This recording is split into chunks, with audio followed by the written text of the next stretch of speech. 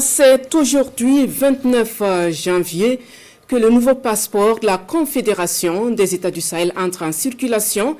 Eh bien, les premiers à s'enrôler sont le président du Faso, de même que le président de l'Assemblée législative de transition et le Premier ministre. Après donc les formalités, ils ont reçu leur nouveau passeport AES. C'est Kouzongo signe le commentaire. Dans le cadre de la mise en œuvre de sa feuille de route, en particulier les aspects relatifs à la libre circulation des citoyens, aussitôt annoncé au journal de 13 heures de la télévision du Burkina, l'entrée en vigueur du nouveau passeport de la Confédération des États du Sahel se fera avec les plus hautes autorités du Burkina Faso. Et qui mieux que le président du Faso, le capitaine Ibrahim Traoré, pour donner le temps.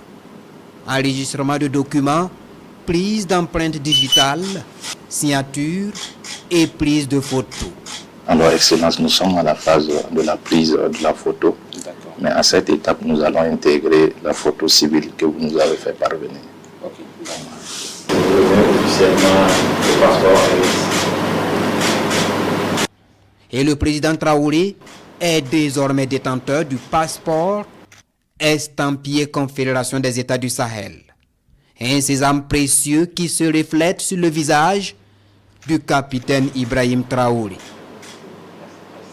Là, le président de l'Assemblée législative de transition, qui passe également à l'enrôlement biométrique du passeport de la Confédération.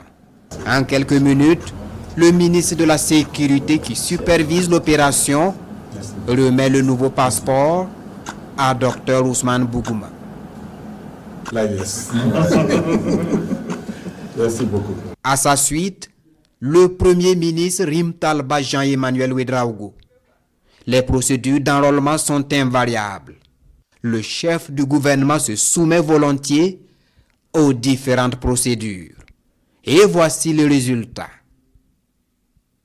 Le président du Faso, le président de l'Assemblée législative de transition et le Premier ministre ont désormais chacun son passeport de l'espace confédéral. La Confédération des États du Sahel vient de franchir un autre palier.